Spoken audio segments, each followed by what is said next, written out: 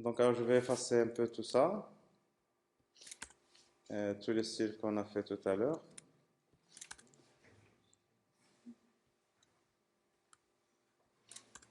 Et je vais créer une UL. Je vais lui donner une classe, je vais l'appeler menu. Et dans ma UL, je vais créer des LI.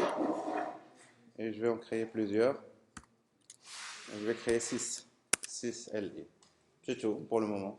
Mais on pourrait, dès maintenant, dans chacune des LI, mettre des liens A. D'accord? Et donc, mettre des liens A, c'est ça. Si on veut donc mettre des attributs, par exemple, pour A, href égale, je vais mettre dièse et je vais mettre dollar. Comme ça va être, on va avoir des numéros qui vont apparaître. Et puis, pour le contenu, je vais mettre donc some link, et je vais mettre un dollar. Et je ferme mon accolade. Et voilà. C'est juste, donc j'ai généré un peu la liste. Si je n'ai aucun style ici, hein, aucun style, CTRL S. Si j'actualise ici dans ma page, on va voir tout simplement une liste non ordonnée avec des puces. D'accord? Alors, ça va être aussi l'occasion de voir la partie des listes, comment enlever les puces ici, etc. et comment ils sont organisés à la base. Alors, la première des choses, je passe la souris sur les listes. On voit ici, je suis sur UL. Vous voyez l'orange et vous voyez le vert. L'orange, c'est la marge. Le vert, c'est le padding. Et donc, alors, la première des choses qu'on devrait faire ici, c'est d'enlever cette marge, hein, et ce padding. Donc, je vais le faire. Alors ici, puisque la liste ici UL, je lui ai donné la classe menu. Donc, je peux être très explicite ici et faire ul.menu. Il y a seulement les UL qui ont la classe menu. Et j'ouvre les accolades.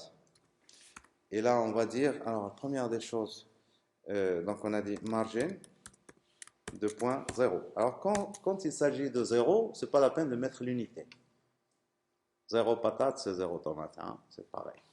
Et puis, padding aussi, donc 0. Alors, j'enregistre, donc on va voir que le marge et le padding vont disparaître, on va plus avoir que le bleu. Et après ça, donc, et bien sûr, donc, il y a un truc ici, il faut savoir que les puces, ils sont toujours là, les puces. Si vous voulez vous assurer, donc ici, j'enlève le margin et le padding, et je reviens ici, les puces, ils sont toujours là. Alors, il faut toujours enlever ces puces, et pour les enlever, l'attribut pour le faire, c'est list style. Et list style, donc vous dites non, je ne veux pas de style pour mes listes. Et là, ça va enlever les puces. Et après, donc, je vais enlever le padding, comme on a fait, et puis enlever le margin. Et voilà. Alors, pour mieux voir, donc ici, parce qu'il s'agit toujours de boîtes, j'ai une boîte externe à l'intérieur de laquelle j'ai des boîtes à l'intérieur LI. Hein. Et donc, alors, pour ici, on va afficher les bordures pour mieux voir. Donc, border, un pixel, solide, et puis je vais mettre ici couleur gray, juste pour qu'on voit ça. J'actualise et donc on va voir.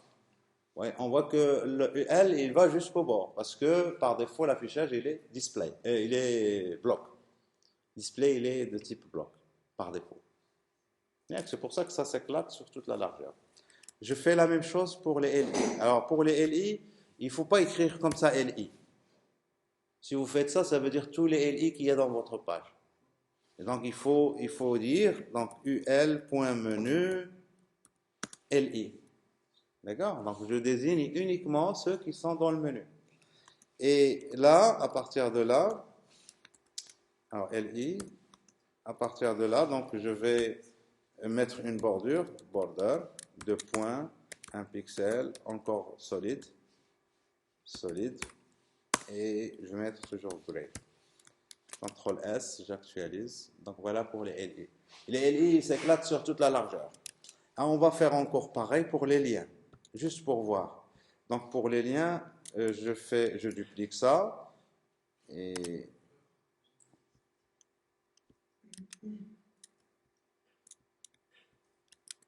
et là, je vais mettre A. Alors ici, à la limite, vous pouvez enlever le LI, vous pouvez faire ça, juste les A qui sont en fond, etc.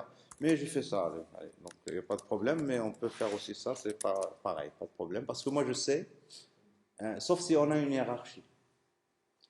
Si on a un menu déroulant dans lequel on va voir d'autres UL, etc. Donc là, il faut faire attention. Mais pour le moment, alors, j'actualise ici. Vous voyez que les liens, vous voyez comment ils sont les liens? Hein? C'est juste le contenu, parce que les liens, ils sont par défaut inline, affichage inline. Et si j'agrandis pour l'un de ces liens, juste pour que vous voyez, je vais mettre ici 3, 3, 3, 3, et vous allez voir que la boîte va s'agrandir, parce que la dimension de la boîte, il est définie par le contenu. D'accord? Alors, nous voulons mettre le même espacement entre les différentes boîtes. Vous vous souvenez de tout à l'heure? Je veux le même espacement entre les différentes boîtes, les LI. Je fais quoi? Donc, je vais directement LI, c'est ici, et on va mettre la marge pour les LI.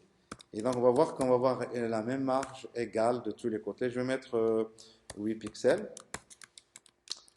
Euh, et je reviens ici, j'actualise. Et donc, on a la même marge partout. J'agrandis un petit chouïa. Ça se voit? Alors, moi, mes liens, donc quand je passe la souris ici, quand je passe la souris ici, ici, c'est pas un lien ici. Il faut vraiment entrer dans le carré ici. Je veux que les liens aillent jusqu'au bout ici. Je fais quoi? Je vais changer leur mode d'affichage. Par défaut, ils sont inline, je vais le remettre bloc. Et c'est tout simplement, c'est à vous de choisir. Donc ici, je mets display, et là, je vais mettre bloc. Et vous allez voir qu'ils vont s'éclater sur toute la largeur. Donc j'actualise.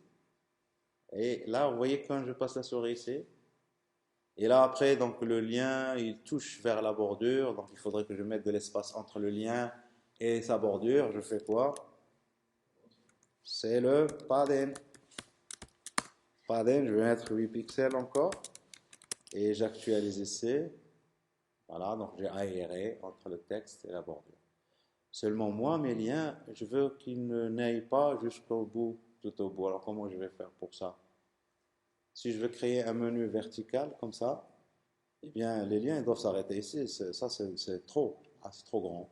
Et donc, alors, il y a deux choses donc, ici pour nous. Donc, soit je vais pour les LI, je leur dis, allez, je veux une dimension telle. D'accord?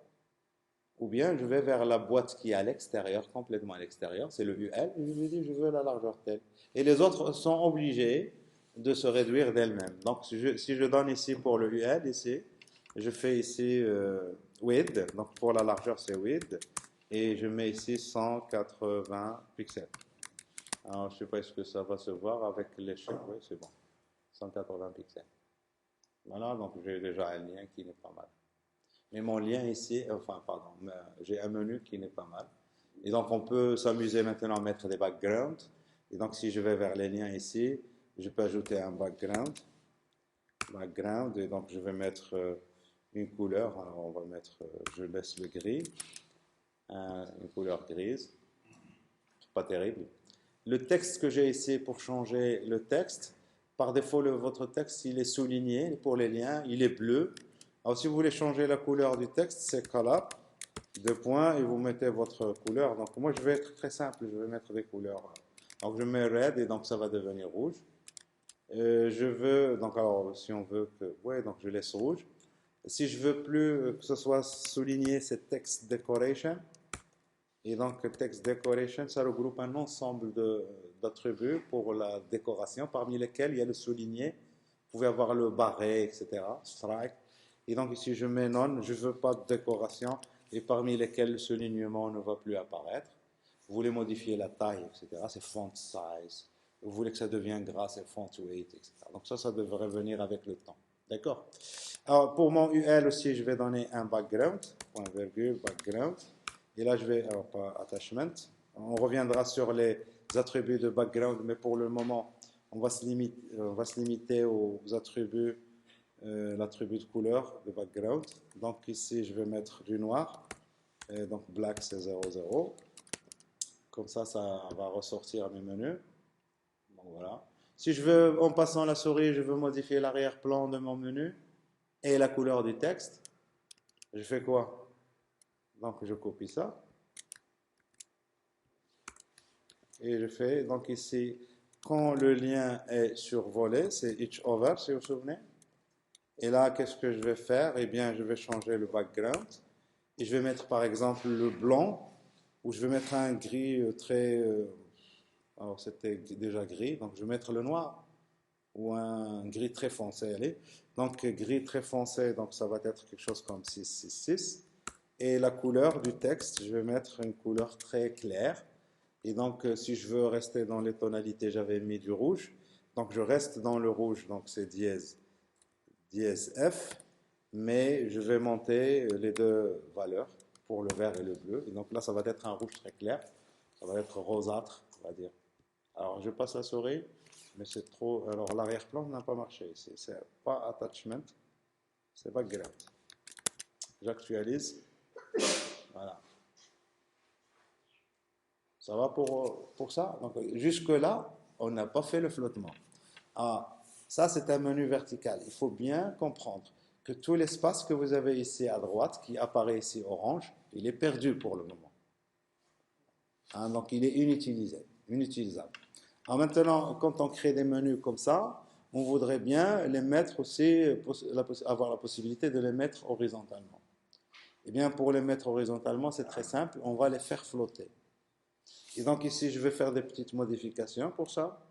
Tout à l'heure, j'avais mis ici la largeur pour UL. Donc maintenant, je ne vais plus contraindre la largeur. Et donc, ça va s'étaler sur toute la largeur. Mais les LI que j'ai à l'intérieur, elles, je veux qu'ils soient plus petites. Et donc, je vais vers mes LI ici. Et je vais dire ici width, 2 points. Et là, je vais mettre, par exemple, 120 pixels. Et j'actualise. Et donc, les LI, maintenant, ils sont plus petites. Et j'ai de l'espace. Maintenant, je veux que les LI que j'ai là, je veux qu'ils flottent et qu'ils viennent ici en haut. Et bien, pour faire ça, on va leur dire de flotter. Et donc, ici, l'attribut, c'est float. Alors, ça peut paraître très simple. Ça l'est vraiment. Donc, ici, c'est simple. Float. Et ça va flotter. Et donc, ça va flotter. Voilà. Ça flotte. Alors, ici, il se trouve que, ici, mon lien, parce que le texte est beaucoup plus grand. Donc, je vais remettre juste 3. Comme ça, ils vont avoir la même dimension. Alors, ce qui est intéressant dans le flottement, c'est que s'il y a de l'espace, eh bien, ça va flotter. S'il n'y a pas assez d'espace, eh bien, ça revient à la ligne. Et donc, ça, c'est très bien pour les galeries d'images. Vous pouvez mettre plein de cartes, des cartes qui vont s'afficher. Si vous réduisez l'espace, ça descend de manière automatique. Et donc, vous avez cet aspect responsive qui est automatique. Alors, le problème de flottement maintenant. Le flottement, c'est bien, mais si vous venez, parce que vous n'allez pas mettre juste votre menu, vous allez mettre du contenu. Et par exemple, si vous mettez un paragraphe dans lequel vous mettez du lorem ipsum, enfin du n'importe quoi, et j'actualise ici, on va voir qu'il y a un problème. Le flottement continue. Moi, j'ai appliqué le flottement juste au UL.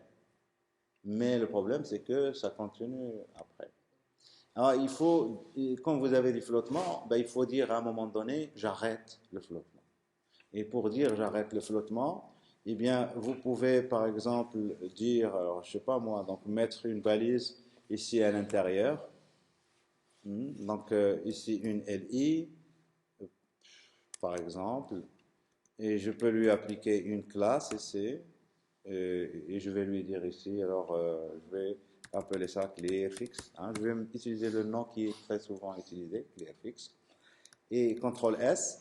Et pour ma classe ici, point clearFix, je vais dire j'arrête le flottement. C'est la classe. J'arrête le flottement. Et pour dire ça, on fait clear. Pour arrêter le flottement, c'est clear, effacer le flottement. Clear. Et puis alors, vous pouvez dire left, right, etc. ou la both. Que ce soit un flottement à gauche ou un flottement à droite, ça va l'effacer. Et donc, si vous faites ça, alors ici, je ne sais pas, est-ce que ça n'a pas marché mon truc ici? Alors, clear, fix. je vais mettre juste un petit truc dedans. Et ça ne va pas effacer non plus.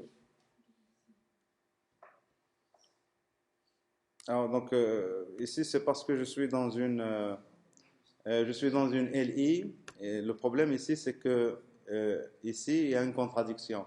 Et donc, ça tombe bien aussi. Parce que le flottement, je l'applique ici au LI.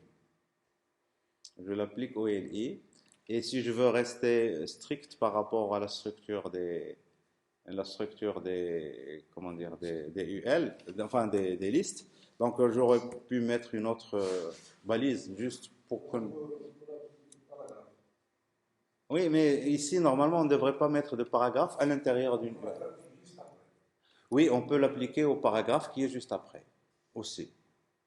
Ah, je suis tout à fait d'accord avec vous. Mais pourquoi je vous fais ça? Parce que c'est là où on devrait toujours agir. Et c'est là. Il ne faut pas sortir et après agir. Donc c'est ici, on va voir la technique qu'on fait. Il suffit de la prendre une fois pour toutes. Et donc si j'actualise ici, j'espère que ça va marcher. Donc là, ça marche. Ça a résolu tous les problèmes. Parce que tout à l'heure, les problèmes qu'il y avait, je vous rappelle, donc ici, si je commente ça, CTRL S, si je commente ça, il y avait plusieurs problèmes. Il y a la UL, la voici la UL. Vous la voyez en haut. C'est juste avec le trait. Et donc, c'est comme si les LI sont sortis du UL. Et si vous n'effacez pas le flottement, mes chéris, effacez le flottement. Il faut effacer le flottement. Et en plus de ça, il faut mettre quelque chose avant la fermeture du UL pour que le UL revienne jusqu'au bout. Si vous effacez le flottement pour le paragraphe, ça va résoudre le problème pour le paragraphe. Mais ça ne va pas résoudre le problème de l'UL. D'accord? Et donc ici, quand on fait ça, là, ça résout le problème. Bien. Et seulement, ici, il y a quand même, on a sacrifié des choses, hein, parce qu'on a créé, ici, on a une structure. Il faut toujours penser structure. Ici, j'ai une UL dans laquelle j'ai des LI, etc. Moi, je veux que des LI. Je veux pas quelque chose d'autre. Une UL, ici, ça peut me perturber si je fais du JavaScript ou si, hein. Et donc, ça, c'est quelque chose de plus. Et donc, il ne faut pas l'ajouter ici. Il faudrait qu'on trouve un artifice pour ça. Alors, l'artifice qui est fait, c'est toujours au niveau de CSS. La classe ClearFix, on va l'appliquer directement ici. Et nous allons faire quoi? Nous allons ajouter du contenu ici, à ce niveau. Donc, on va ajouter du contenu ici. Et là, on va utiliser un attribut, pas un attribut, un pseudo-sélecteur qui s'appelle before. Before. Et on va ajouter encore du contenu ici, avec du CSS, hein. Et là, ce contenu qu'on va ajouter, et il s'appelle, donc ici, le pseudo-style, c'est after. After. Et encore, pour ajouter ce contenu, eh bien, la classe ici, je l'ai appliquée ici à la UL. Et donc ici, il faudrait que je lui dise de point before. Et qu'est-ce que je dois faire ici? Alors, pour ajouter du contenu, vous avez un attribut qui s'appelle content. Et là, c'est vraiment très fort. On peut même ajouter un caractère, etc. Et on verra quand est-ce qu'on utilise ça. On verra ça dans Bootstrap. Et donc, alors ici, je vais ajouter tout simplement un espace. D'accord? Et je lui dis, cet espace, je veux que la display table, c'est tout. Et après ça, donc je refais pareil, je duplique ça, et je refais pareil pour after. Et on va voir l'effet after. Ici, et là, toujours pareil, mais ici, je dois effacer. Ce qu'on avait fait tout à l'heure, c'était clear, et puis je mets both. Et si je vais maintenant exécuter ça, ça va marcher, on le voit. Mais si j'inspecte ici, vous voyez le before qui apparaît. Et comme ça, quand vous utilisez, vous inspectez des choses sur le web, et vous voyez ici deux points before, il faut savoir que c'est les styles CSS qui ont ajouté des choses. Et très souvent, c'est le clearfix. On l'appelle comme ça. Dans beaucoup de bibliothèques, on appelle à de la classe, on crée une classe et on l'appelle clearfix. Et parce qu'il faut savoir l'utiliser, parce que très souvent, quand il y a du flottement, il y aura toujours des problèmes à la fin du flottement. Et il faut savoir que utiliser cette classe, ça va vous résoudre votre problème. Et donc ici, after, c'est ici. Et vous voyez, c'est exactement before. Même si le commentaire que j'ai mis, il a mis avant le commentaire. Et ici, il a mis après le commentaire. C'est pigé? Donc ça, c'est la technique du flottement.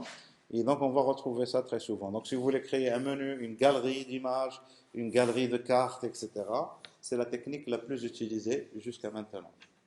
D'accord? Voilà donc pour le flottement. Donc, j'arrête le